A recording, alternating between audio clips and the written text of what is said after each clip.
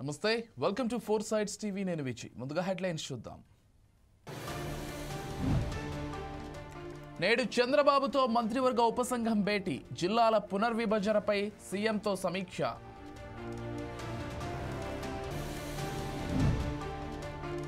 నేడు కడప జిల్లాకు వైఎస్ జగన్ అరటి రైతులను పరామర్శించనున్న మాజీ సీఎం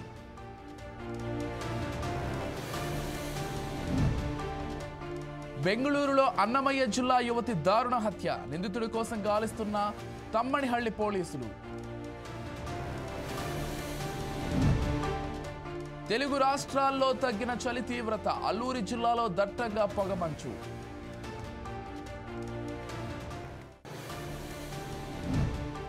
మలేషియా పరిసర ప్రాంతాల్లో అల్పపీడనం నేడు దక్షిణ అండమాన్లో వాయుగుండంగా మారే అవకాశం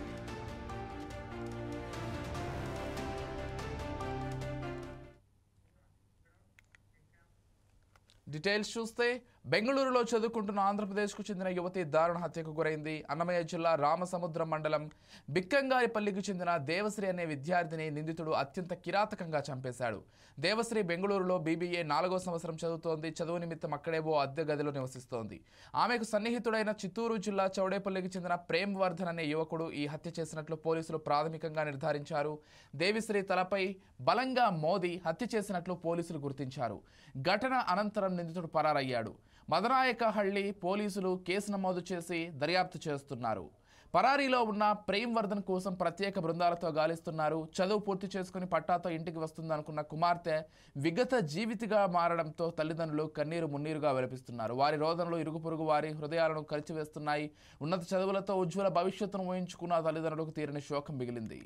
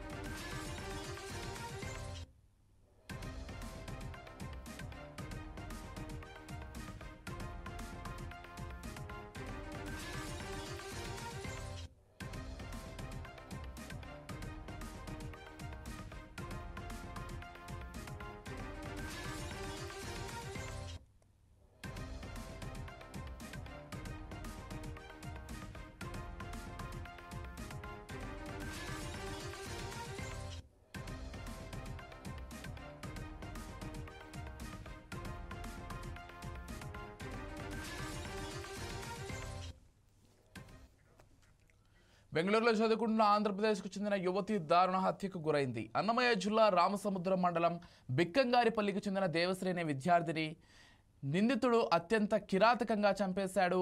దేవశ్రీ బెంగళూరులో బీబీఏ 4వ సంవత్సరం చదువుతోంది. చదువు నిమిత్తం అక్కడే ఓ అద్దె గదిలో నివసిస్తోంది. ఆమెకు సన్నిహితుడైన చిత్తూరు జిల్లా చౌడేపల్లికి చెందిన ప్రేమ్వర్ధన్ అనే యువకుడు ఈ హత్య చేసినట్లు పోలీసులు ప్రాథమికంగా నిర్ధారించారు. దేవశ్రీ తలపై బలంగా మోదీ హత్య చేసినట్లు పోలీసులు గుర్తించారు. ఘటన అనంతరం నిందితుడు పరారయ్యాడు. మదనాయకహళ్లి పోలీసులు కేసు నమోదు చేసుకుని దర్యాప్తు చేస్తున్నారు. పరారీలో ఉన్న ప్రేమ్వర్ధన్ కోసం ప్రత్యేక బృందాలతో గాలిస్తున్నారు. చదువు పూర్తి చేసుకుని పట్టాతో ఇంటికి వస్తుందనుకున్న కుమార్తె విగత జీవిగా మారడంతో తల్లిదండ్రులు కన్నీరు మున్నీరుగా విలపిస్తున్నారు.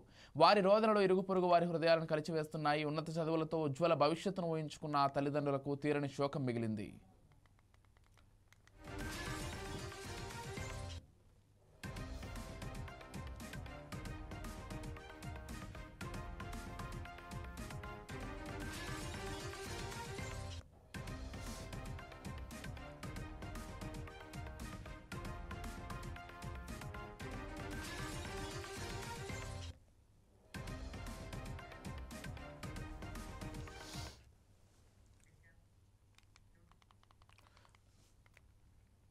రైట్, ఇక మరిన్ని అప్డేట్స్ చూస్తే మలేషియా పరిసర ప్రాంతాల్లో కొనసాగుతున్న అల్పపీడనం ఇవాళ దక్షిణ అండమాన్లో వాయుగుండంగా మారే అవకాశం ఉందని వాతావరణ శాఖ తెలిపింది. 48 గంటల్లో వాయుగుండం బలపడుతుందన్నారు.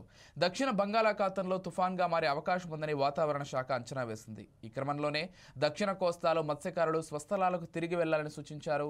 అల్పపీడనాల ప్రభావంతో దక్షిణ కోస్తాలో 4 రోజుల పాటు మోస్తారు వర్షాలు. ఈ నెల 28 తర్వాత ఉత్తర కోస్తా జిల్లాలకు అక్కడక్కడ భారీ వర్షాలు, మరికొన్ని చోట్ల మోస్తారు వర్షాలు కురిసే అవకాశం ఉందని వాతావరణ కేంద్రం అంచనా వేస్తోంది. అయితే ఇవాళ శ్రీలంక, నైరుతి బంగాళాఖాతంలో మరో అల్పపీడనం ఏర్పడనుందని తెలిపారు.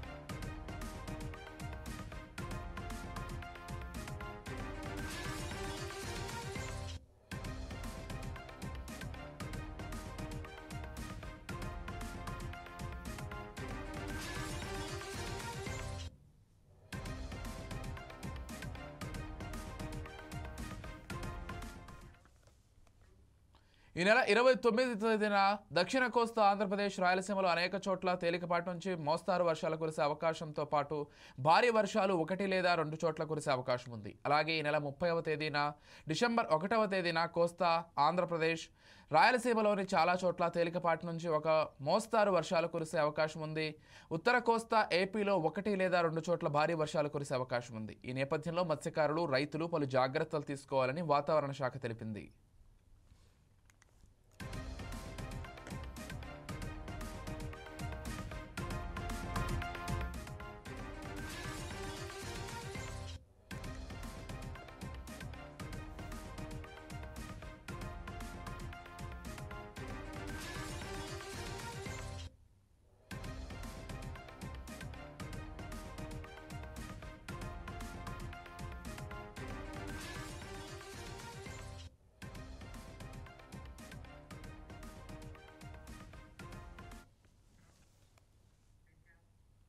వైసీపీ అధినేత, ఏపీ మాజీ ముఖ్యమంత్రి వైఎస్ జగన్మోహన్ రెడ్డి ఇవాళ పులివెందులలో పర్యటించనున్నారు.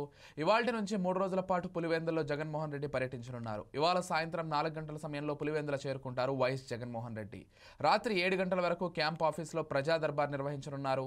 రాత్రికి అక్కడే నివాసంలో బస చేస్తారు. రేపు ఉదయం 9 గంటలకు పులివెందులలోని వాసవి ఫంక్షన్ హాల్లో జరిగే ఓ వివాహ కార్యక్రమానికి జగన్ హాజరు కానున్నారు. అనంతరం బ్రాహ్మణపల్లి చేరుకుంటారు. అక్కడ అరటి తోటలను పరిశీలించి రైతులతో మాట్లాడతారు. ఆ తర్వాత లింగాల మాజీ సర్పంచ్ మహేష్ రెడ్డి కుటుంబాన్ని పరామర్శిస్తారు. అనంతరం పులివెందుల చేరుకుని క్యాంప్ ఆఫీసులో రాత్రి 7 గంటల వరకు ప్రజా దర్బార్ నిర్వహిస్తారు. ఆ రోజున అక్కడే నివాసంలోనే బస చేసి గురువారం ఉదయం 8 గంటలకు పులివెందుల నుంచి జగన్ తిరుగు ప్రయాణమవుతారు.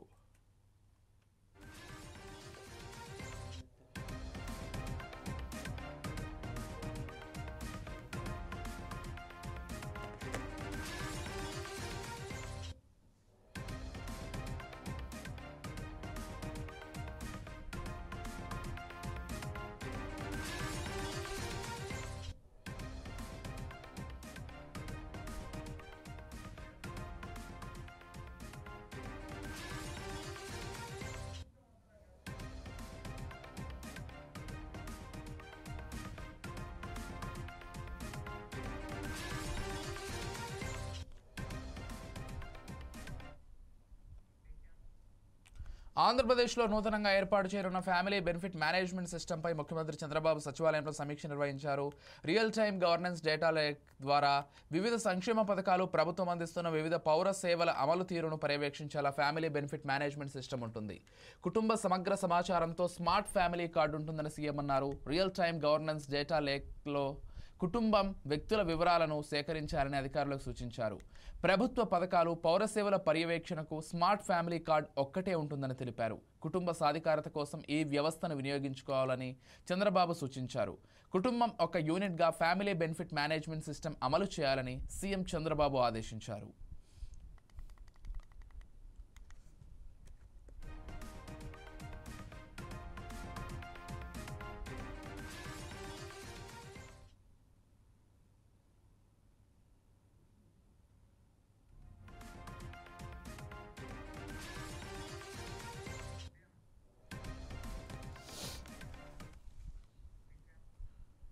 రాష్ట్ర ఉప ముఖ్యమంత్రి పవన్ కళ్యాణ్ ఇచ్చిన మాట నిలబెట్టుకున్నారు. గత పర్యటనలో ఏలూరు జిల్లా ఐఎస్ జగన్నాథపురం శ్రీ లక్ష్మీ నరసింహస్వామి వారి దర్శనానికి వచ్చిన సందర్భంలో ఆలయ అభివృద్ధికి కృషి చేస్తానని, ఆలయ ప్రదక్షిణ మండప నిర్మాణంతో పాటు గ్రామం నుంచి కొండపైకి వెళ్లేందుకు రోడ్డు నిర్మింపజేస్తామని హామీ ఇచ్చారు.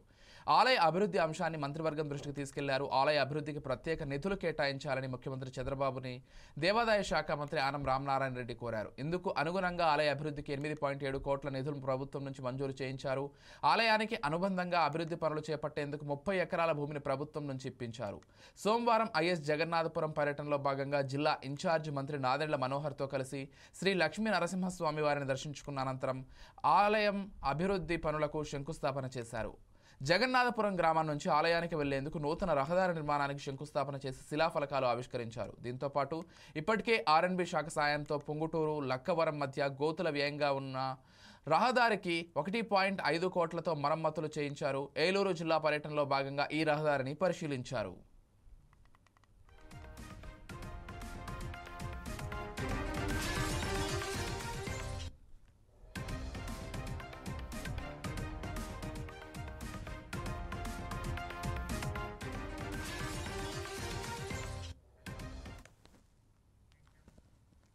రాష్ట్ర వ్యాప్తంగా పండుగ వాతావరణంలో ధాన్యం కొనుగోలు చేస్తున్నామని మంత్రులు నాదెండ్ల మనోహర్, కందుల దుర్గేష్ అన్నారు. CM Chandrababu, deputy CM Pawan కళ్యాణ్ల నేతృత్వంలో కూటమి ప్రభుత్వం రైతుకు అండగా భరోసానిస్తుందని చెప్పారు. గతంలో ఎప్పుడూ లేని విధంగా రైతాంగానికి మేలు చేసేలా సంస్కరణలు తీసుకొచ్చామని మంత్రి నాదెండ్ల అన్నారు. పౌర సరఫరాల శాఖ ఆధ్వర్యంలో రాష్ట్ర వ్యాప్తంగా తొలిసారి 51 లక్షల మెట్రిక్ టన్నుల ధాన్యాన్ని సేకరిస్తున్నామని, ఇది ఒక చరిత్ర అని చెప్పారు. ఉభయ గోదావరి, కృష్ణా జిల్లాల ప్రపంచవ్యాప్తంగా రాష్ట్రానికి అన్నపూర్ణగా కీర్తిని తెచ్చిపెట్టాయని తెలిపారు. తమకున్న అంచనా ప్రకారం ఆయా జిల్లాలో 4.90 లక్షల మెట్రిక్ టన్నుల ధాన్యం పండుతుందన్నారు. తూర్పుగోదావరి జిల్లాలో 4 లక్షల మెట్రిక్ టన్నుల ధాన్యాన్ని కొనుగోలు చేసేందుకు నిర్ణయించినట్లు వెల్లడించారు. ప్రస్తుతం జిల్లాలో 1.35 లక్షల మెట్రిక్ టన్నుల ధాన్యాన్ని సేకరించి కేవలం 4-5 గంటల్లోని రైతుల ఖాతాల్లో 400 కోట్లు జమ చేశామన్నారు. రవాణా, గోన సంచుల విషయంలో ఎక్కడైనా పొరపాట్లు దొరికితే లోతుగా విశ్లేషించి సంబంధిత సమస్యను పరిష్కరిస్తున్నామని మంత్రి చెప్పారు.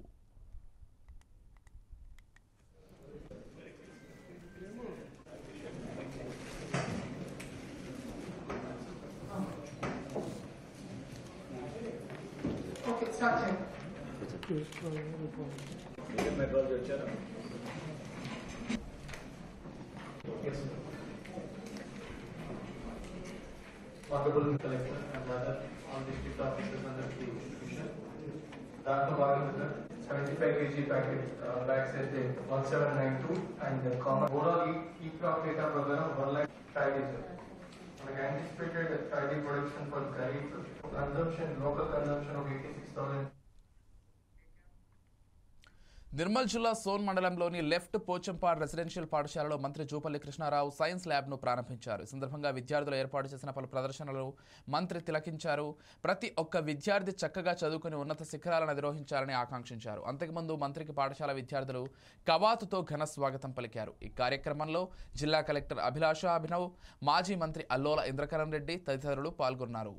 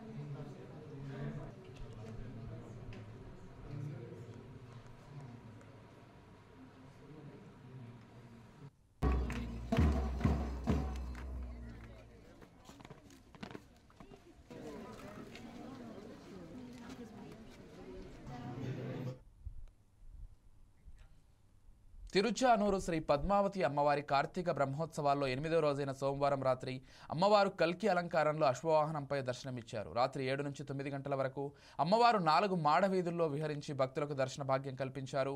వాహనం ముందు గజరాజులు నడుస్తుండగా భక్తజన బృందాలు చక్కభజనలు కోలాటాలతో అమ్మవారిని కీర్తిస్తుండగా మంగళ వాయిద్యాల నడుమ వాహన సేవ కోలాహలంగా జరిగింది. భక్తులు అడుగడుగునా కర్పూర హారతులు సమర్పించి అమ్మవారిని దర్శించుకున్నారు. అశ్వం వేగంగా పరిగెత్తే అందమైన జంతువు, అందుకే ఉపనిషత్తులు ఇంద్రియాలను గుర్రాలుగా అభివర్ణిస్తున్నాయి. పరమాత్ముడైన హరి పట్టపురాని అలమేలు మంగ అశ్వవాహన సేవను దర్శించిన భక్తులకు కలిదోషాలు తొలగిపోతాయని విశ్వాసం.